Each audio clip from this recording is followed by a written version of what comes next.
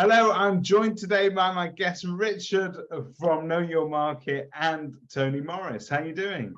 Not too bad, David. Not too bad. Good to be here. Glad to have you both with us. We've got a working title for this webinar. We don't normally start with the title, but to me, the title raises a really important question. So the title to your webinar is Continuous Staff Development and Increased Conversions with C3. Tell us, gentlemen, what is C3? Okay, well, C3 is a joint venture collaboration between Know Your Market and Tony Morris International Training. The C3 package stands for Compare, Coach, and Convert. And essentially, Know Your Market is a specialist in mystery shopping. Essentially, we do mystery shopping of everything from a web inquiry, a phone call, to a market appraisal. But once we've got that data and we understand where the weaknesses are in that data, Know Your Market have a bit of a sort of what next, a so what moment. Yeah. And so therefore, along came Tony with some inspiration as to what he wanted to do with that. So we mystery shop, and that's the compare element. And then Tony comes along, and I'll pass to Tony and he'll tell you what he does. Thank you, Rich. So yeah, that's where Convert and Coach comes in. So I'm known in the industry, in my world, as the sales conversion strategist. And what I mean by that is I help enable sales leaders to help their sales team increase conversion at every step of the process. So once Know Your Market has identified and observed areas of growth, I use that knowledge, looking at the dashboard of results with Know Your Market, and I tailor my training and my program on all those areas to increase conversion, be it from a inquiry to an appointment, a viewing, a market appraisal inquiry to evaluation that will therefore increase to a instruction. And then finally, it's that ongoing coaching program to get the best results for our clients. So yeah, because we go back and we mystery shop again to see if it's improved after the coaching, and then that's why continual improvements in the title, because we continually find other areas where we go, if we marginally increase that a little bit, got a bit of coaching done, then we can improve again, reshop again, and reshop again. So I don't know any estate agent that isn't curious to see how their staff would stand up to a little bit of mystery shopping. We all want to know what's going on inside our own businesses. We'd love to know what's going on inside other people's businesses, but I'm going to come to that question later on. But focusing on my own business at the moment, if I turn around to you and said, look, I want you to go in and do a real deep dive and mystery shop as much as you can, how far can you actually take it effectively before my staff twig that they are being mystery shopped? And how in depth is it going to be? It's a good question. We don't really get caught out. We never really get twigged because we've got a database of 28,000 mystery shoppers doing this exercise for us. So we identify the most suitable mystery shopper for conducting it, and they will physically invite somebody out for a market appraisal. And it'll be like any market appraisal appointment that anybody attends. They will have no idea that this person actually isn't genuinely selling their house. They don't give away any clue titles or anything like that.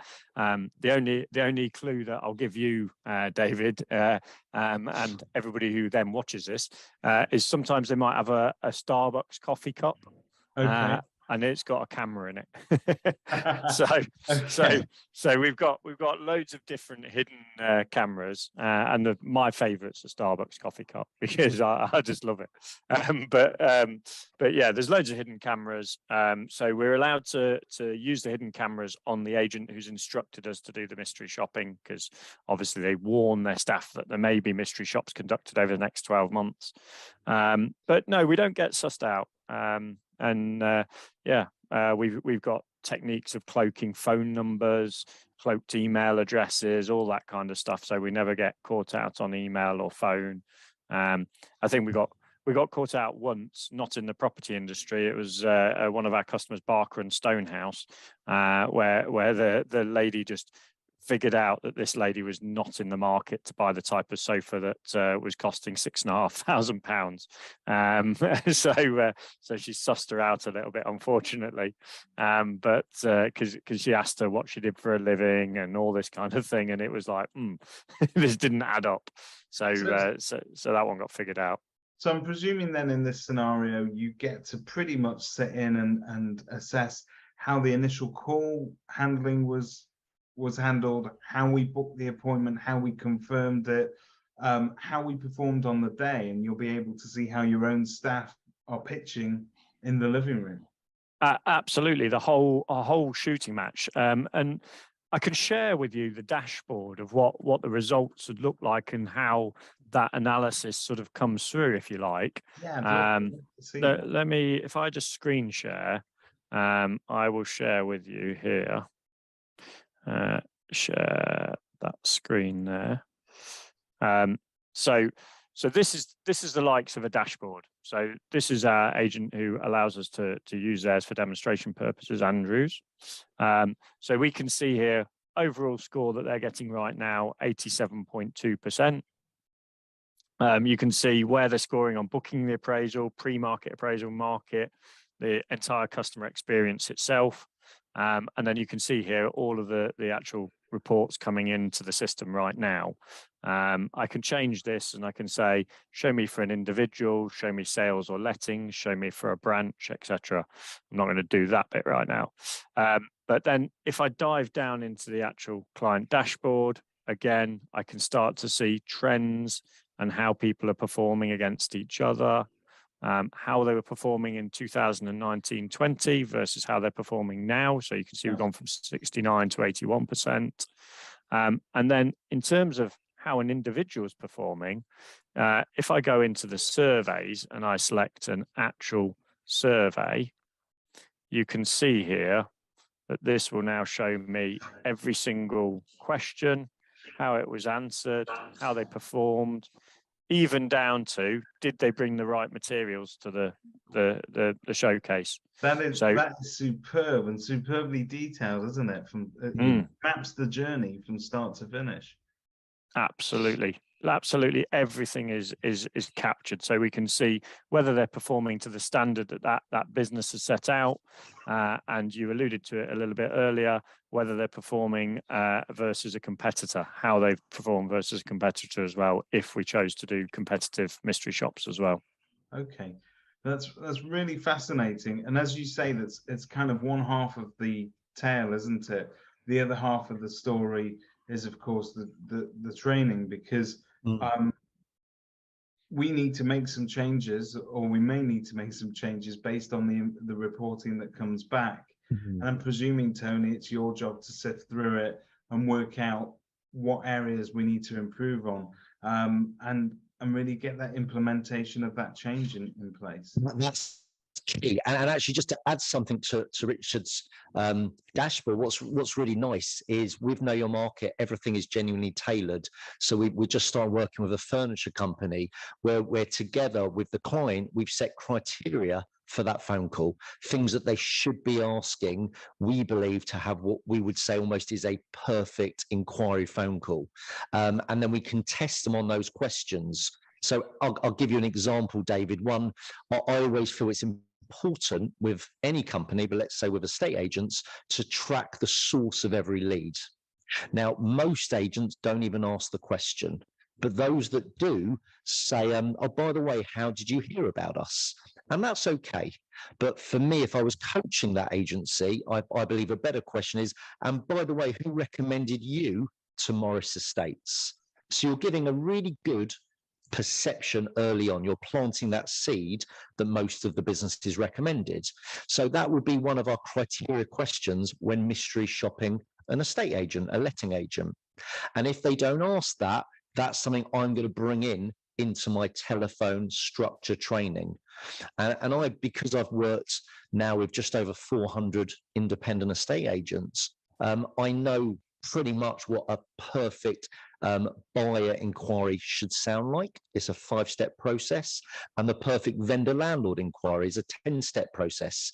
So we're constantly testing, how many of those 10 things are they doing, and how many are they doing correctly? And as Richard said, we're testing that every single, either bi-monthly or quarterly, to make sure those results are improving over a duration. Because that is the key, isn't it? If you want sustained results over a period of time, you need consistency, but you're also going to need some degree of accountability. And I don't care what you say, when we're all busy, accountability flies out the window together with all that money sometimes. And I think we need to know that investing in training means that an external pair of eyes coming into our business, and also, you know what? Just as a tenant who's in a tenanted property is likely to keep it in a better state because they know the agent is going to inspect, staff are going to be on their toes if they know there's a chance that Tony Morris could walk through the door. It's a really good point, and I think it's something that the estate agent or letting agent should be telling their vendors and landlords, to say that we invest heavily in our team and our business to make sure they're equipped to handle buyers or potential tenants better. Because I know with some of my clients, they've told me a lot of the vendors or landlords will actually mystery shop themselves once they've instructed the agent, because they need to make sure that the agent's handling their property in the right manner. And therefore, I think, it's almost like a unique differentiator for that estate and letting agent to say, look, we not only do we invest in all this prop tech in terms of our marketing to get as many inquiries, we also invest in the team who's going to deal with those inquiries. I think that's a really important point. And in terms of our teams, the team roles are many and varied, and every office structures theirs ever so slightly differently depending on the sort of offering that we have. Are there particular job roles within the agency that you don't think we can concentrate on or train, or do you offer sort of the whole broad spectrum of everything from the first person to answer that phone to the person that hands you over the keys when you've bought it? Yeah, good question. So the person who first deals with that prospective customer, be it a phone call, a walk-in, a web inquiry, the role I actually call that person is the CEO of the first impression. Yeah. Now, if within a branch that could be anybody, then everybody needs training and development. But if there's certain functions and roles that have zero customer contact, then yes, it's not much that my training can help them with.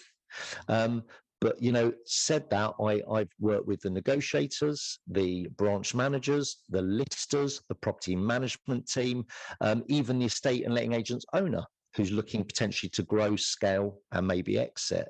So most functions go through our training, and that might be face-to-face, virtual, or I've developed an e-learning product for all those different roles that I've just mentioned. So we're helping them in every way. And from the mystery shopping point of view, we can mystery shop everything. And what has been quite fascinating in the past is they've asked us to even mystery shop their outsourced providers, which was quite amusing when we were asked to outsource Yomdel when Yomdel was ourselves. So could you mystery shop our journey for live chat? Well, we can. We might be slightly biased about it, but yeah, we can.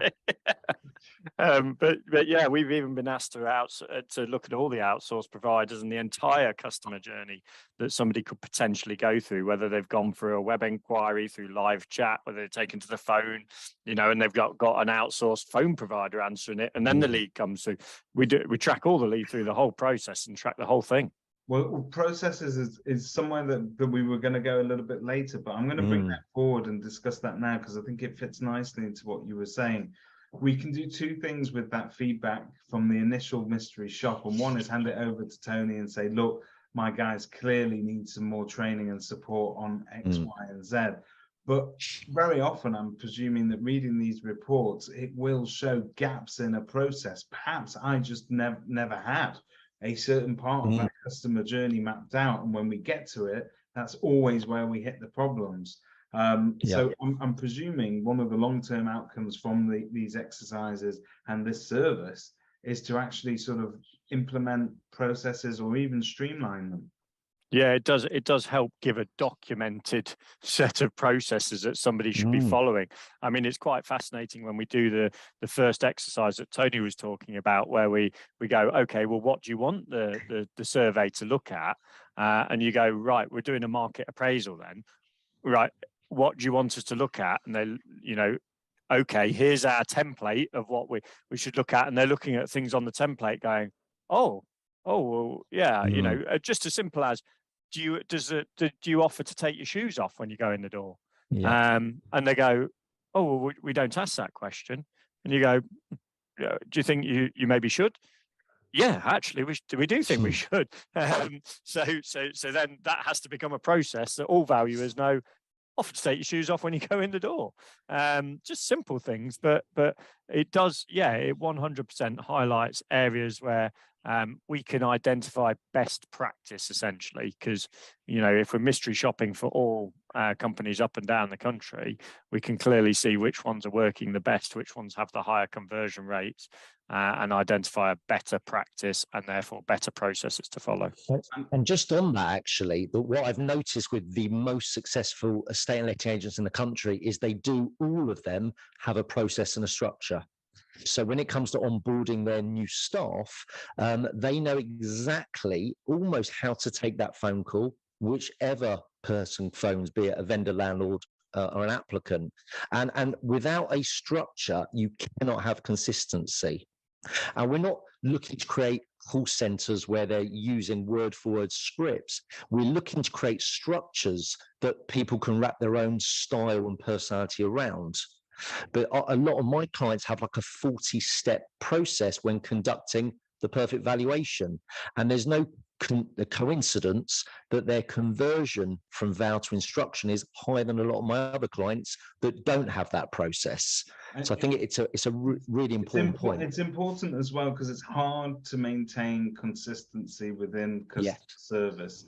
So you may have a member of staff that handles a call and they are lovely, they are patient, and they absolutely give the right vibe to the customer. And then you may have another one who, let's face it, when they're on an off morning, we're all going to know about it, and it filters through to the customer as well. And I suppose having it standardized and having a fixed process that we follow, regardless of what our own personal mood or inclination might be, means consistency across the board, doesn't it? Absolutely. I mean, some of the best business books I've ever read, I almost insist to my estate and letting agency owners, depending on what their goals are. If they want a single branch and it's a lifestyle business, great. If they're looking to grow that, the books I recommend is The E-Myth by Michael Gerber and Simple, Logical, and Repeatable by Marianne Page. And they ultimately, both of those have copied the McDonald's model. So if they open a new branch tomorrow, what are the systems and processes they should be implementing? So not only is their onboarding much more effective, but the standards are consistent. No matter which branch a buyer or applicant or vendor or landlord walks into, they're going to get the same exceptional experience. And that's a really key point of what both Know Your Market and my organization brings to the table is it's observing those experiences every step of the way, and it's making sure the team's equipped to handle those and give that exceptional experience at every different touch point. So I always tend to ask, you know, who your ideal customer may be. Is this suitable for a particular size of agency? Because there may be the assumption that, well, my agency is busy, we are successful, I know things aren't perfect, do I really need to bother? I mean, Tony and Richard just showed us a dashboard actually from a well-established, well-known agent that clearly is very proud of their results as well. They're allowing you guys to use them. But that's not a small agency by anybody's standards. So tell us, you know, can I walk into you as a single branch owner with my head in my hands going, I'm just out of control here, I need some help? And equally, do I get on the other side of it? I may have multi-branches and I might be a substantial business and got it fairly under control. Is there still a place for me in your businesses? Absolutely. Everything from a single branch to hundreds of branches is the answer. Because even if you're a single branch, actually even more so if you're a single branch, really, because if you're a single branch, you don't know how the competitors are behaving. So if you introduce the competitor shops as well, at least gives you an indication. But every single market appraisal counts, and you want to win every single one.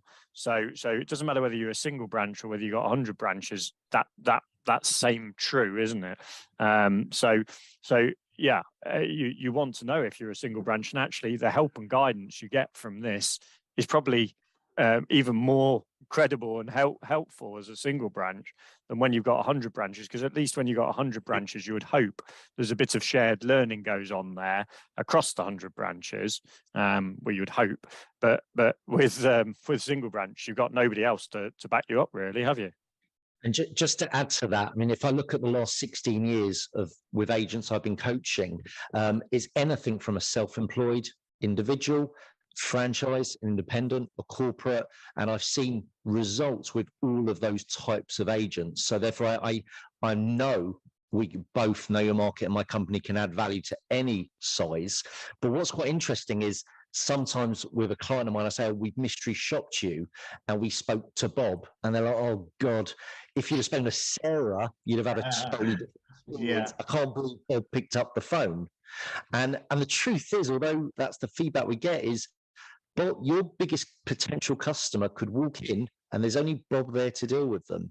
And if you're worried, Bob's going to have that interaction, either coach Bob or don't allow Bob to deal with customers. You can only have one or the other choice, because there's got to be consistency of any customer facing individual. And I'm presuming the challenge with consistency grows exponentially as your business grows. So if you've got 100 branches, imagine the challenge of making, I mean, this has been the beauty in the McDonald's franchise model for years, in that they maintain that consistency, but that's worked on, and it's a standardized process, and a set menu.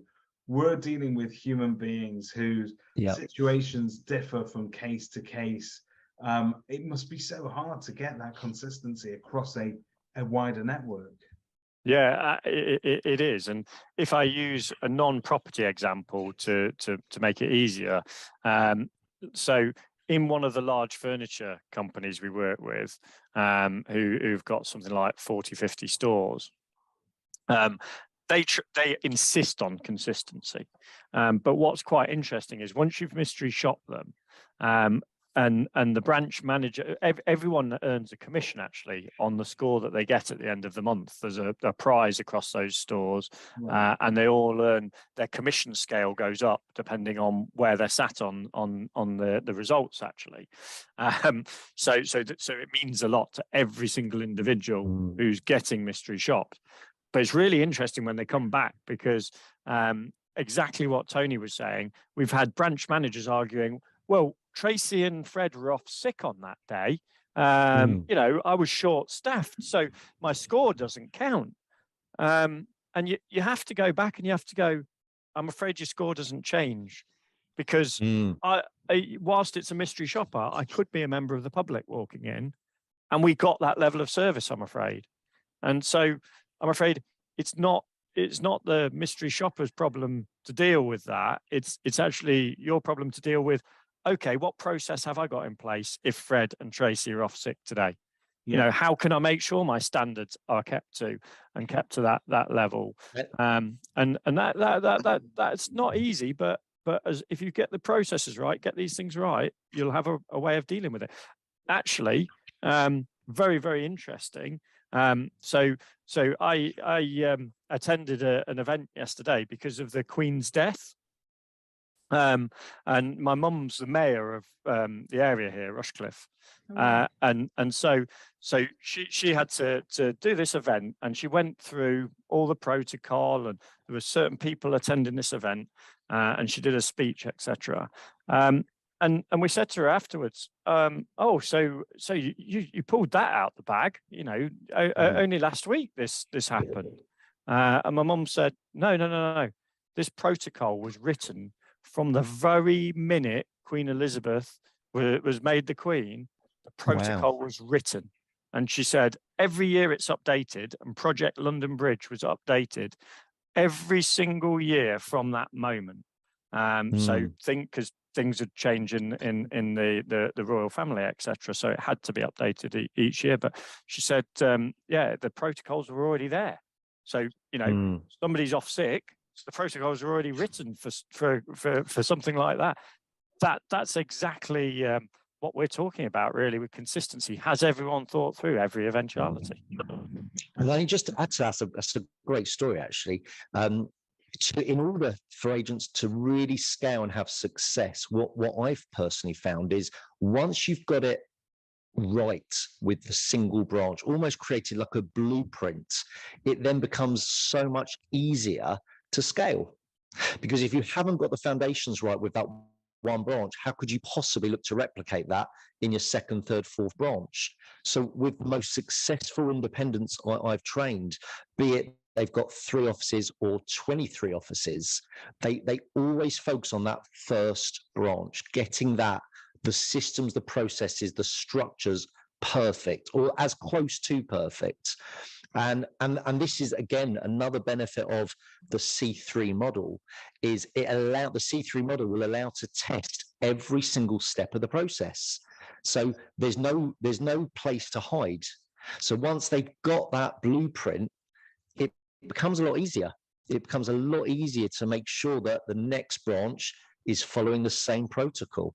And it's not just about processes and protocol in terms of the practical element of it, of how we do it and in what order do we do it. It's also about communicating values. So I spent some time with an agent last week, and he, within sort of 10 minutes, he'd used the word ethos about 27 times.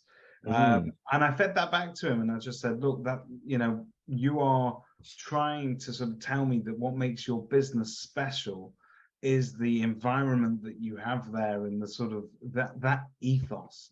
And what we're talking about values. And the discussion that we had was, is that ethos and those values in here? Because I know what I'd love my business to portray and project.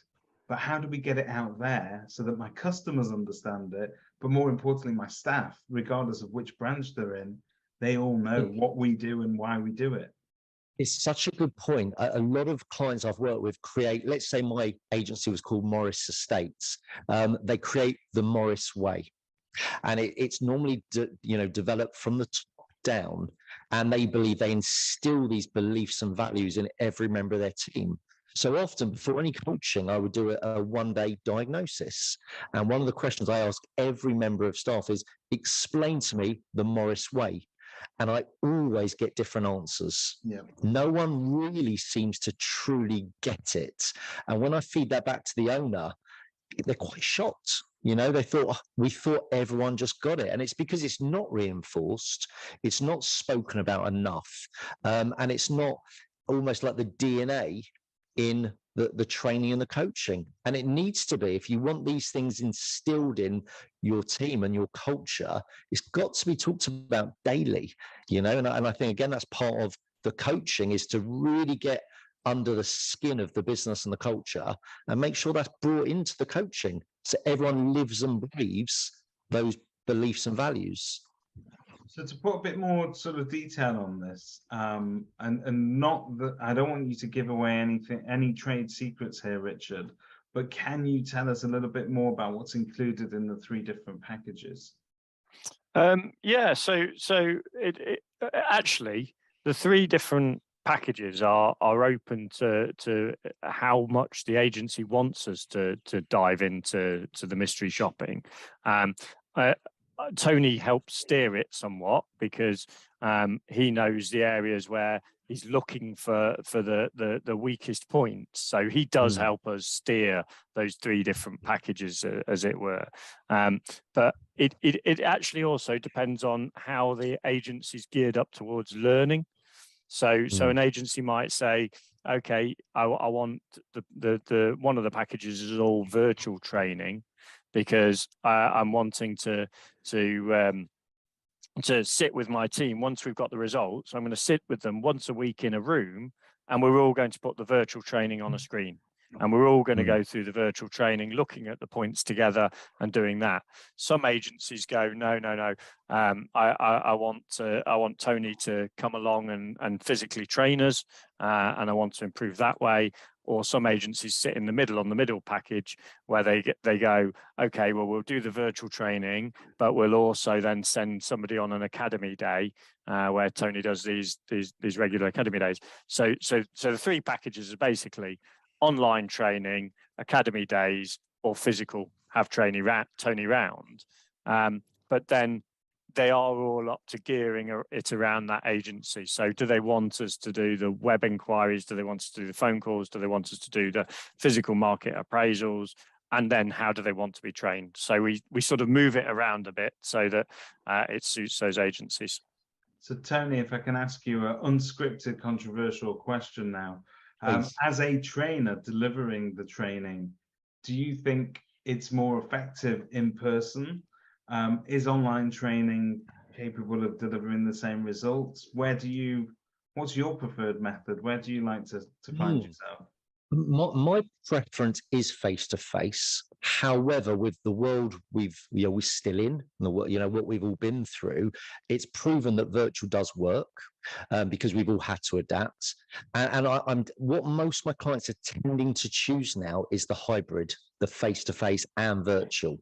Because then one of the challenges we find with training is you've got to take some of the team off the floor. Therefore, their men and women are down, so they can't deal with the influx of inquiries they've got. So we've got to bear that in mind in any coaching we do. But we've developed these packages to accommodate any size of agency, to have as minimal friction or an issue with logistics. But there's one of the things that I do in my coaching, and for me it's probably the most important, is live calling. Because I'm a big believer with training that you can talk about it, you can give them ideas, but I want them to see these ideas working for real. So what I do is I get on the phone live in front of the whole company and phone their leads just to demonstrate exactly what I teach. And although I can do that virtually, to get the real impact, I like to do that in the room. So we've got everyone there, and I teach them how to critique those calls that I'm doing. But when they see the results live working, it not only does it get buy-in, but they actually say, you know what, it's a lot easier than I realized. If we just ask the right questions, make the right statements, it's not as difficult as maybe we first thought. It's fascinating stuff, and I'm going to thank both of you for your time today, because I think we've really managed to sort of work out what it is that C3 can offer people, and all your details can be found on Kerfuffle. And it's one of these things that I would encourage agents to sort of get to grips with, because having these more difficult conversations with ourselves about the service that we offer, we might not want to necessarily stand up to that scrutiny, but it's so helpful, isn't it? I don't think there's anything else like it to really get to even a small percentage of what it is that your customers get through, and have to put up with in terms of the stuff that you don't do well. But also the stuff that you do well. Can we double down on that, and can we improve even further? So I think it's absolutely invaluable, and I just want to thank you both for your time. Thank you, David. Much appreciated. Thanks for having us on. Pleasure.